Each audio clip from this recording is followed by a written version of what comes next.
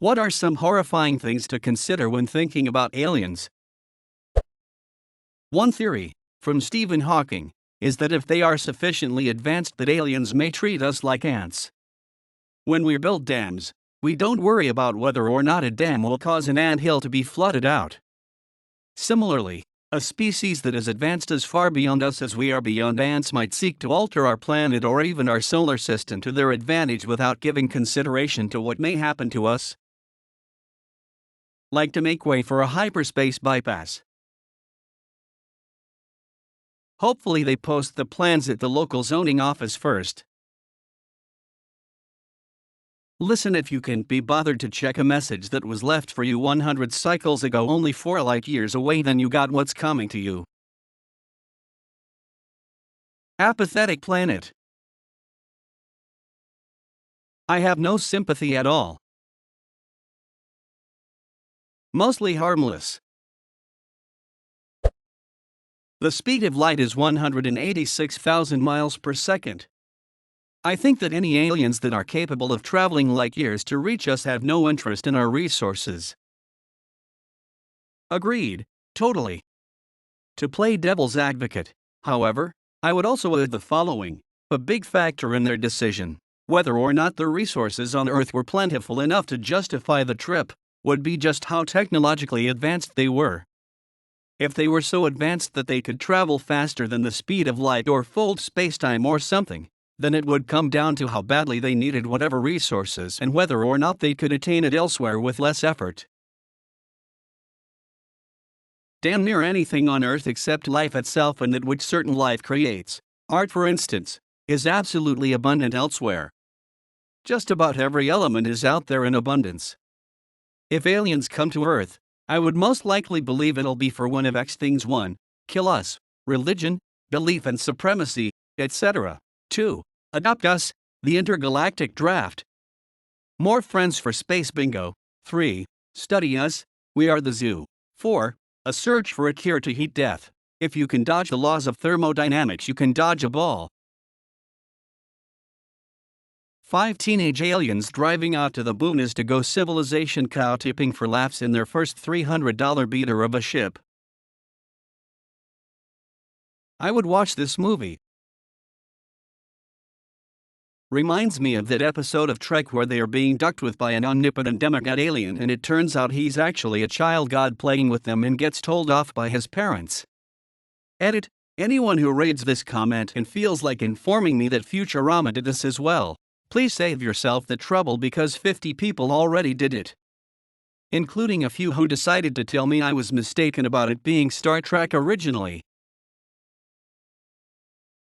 The Squire of Gothos in TOS is probably what you're referring to, but several of the Q episodes in TNG fit that bill as well. Any episode with Q would have been my first guess, even though he's not really a child, but there is that one episode where the Q continuum revoke his powers, so I guess he still kinda counts. There's Q2 and Boy that features Q's son, who most definitely ducks with them just for amusement, to the point that Q eventually intervenes. Edit: the actor playing Q's son is actually John Delancey's son IRL. We're so sorry. We can't protect you anymore.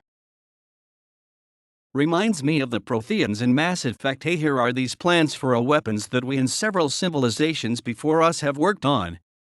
It's your only hope in stopping the galaxy-ending threat. By the way, we all died and so did all the other races. Good luck. Man, that reveal that Protheans weren't these incredibly beyond understanding intelligent beings of beauty and art was wild.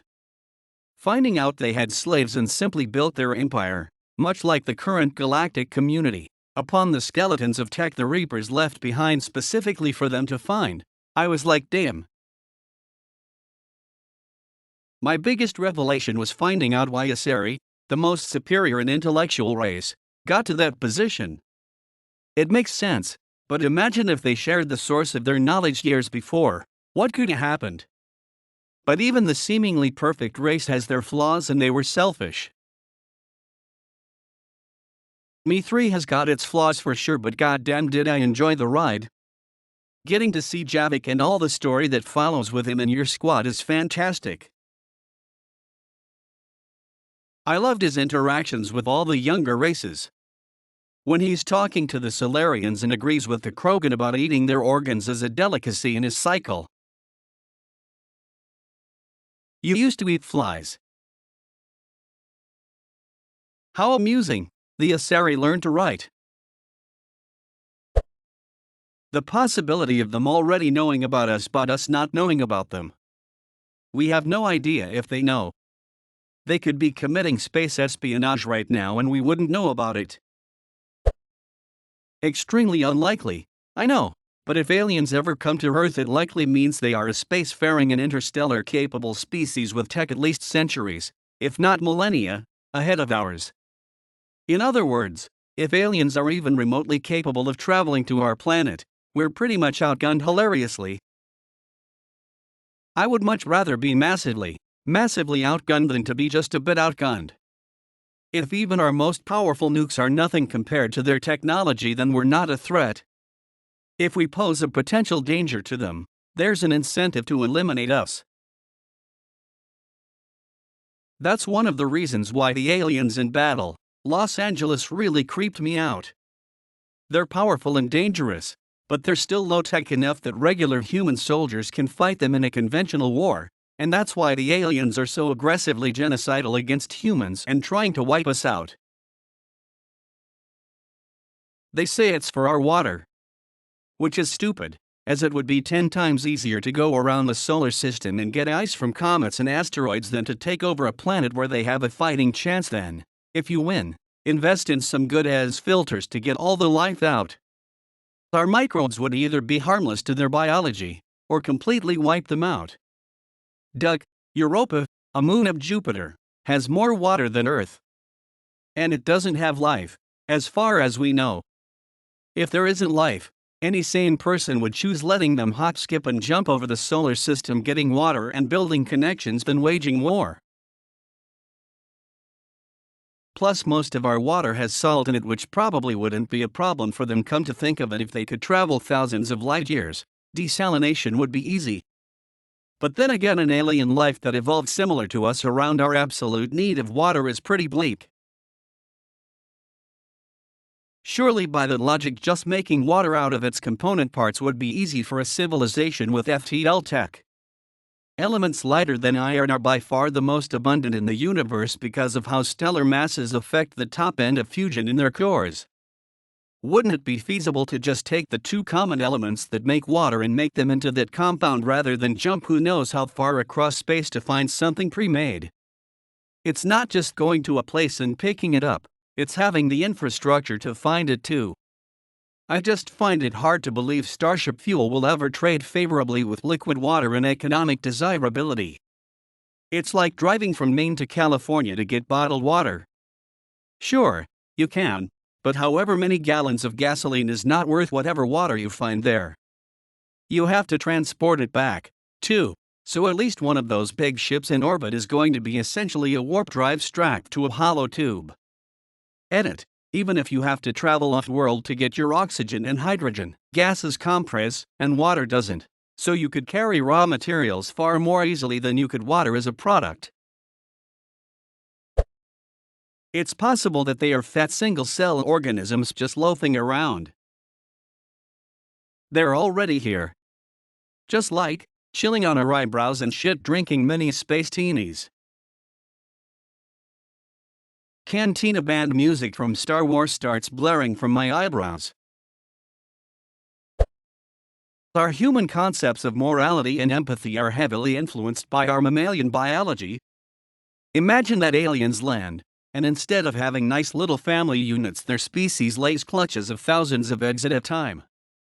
They don't form strong bonds. Life is essentially expendable for them. They see us weeping over a dead child and they have literally no frame of reference for understanding why this would be upsetting. I'm not saying all aliens will be like this, but some definitely could be.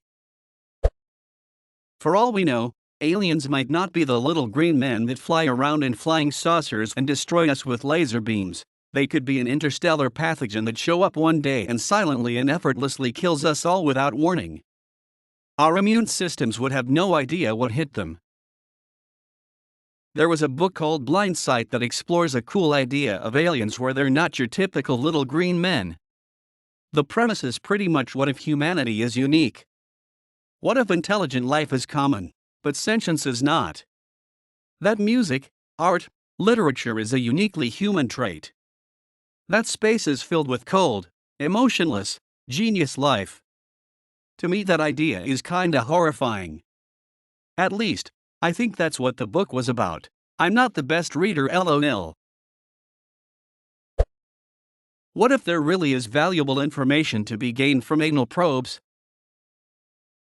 Then the porn industry would be well informed. What are you doing, stepbro? Colonoscopy. I'm stuck in the dryer, stepbrother. Just move forward, Sarah. You boil water and put it in there, Sarah. That's all you do. I don't know where the water is. Stepbrother, I need help with my math homework. What the duck, Sarah?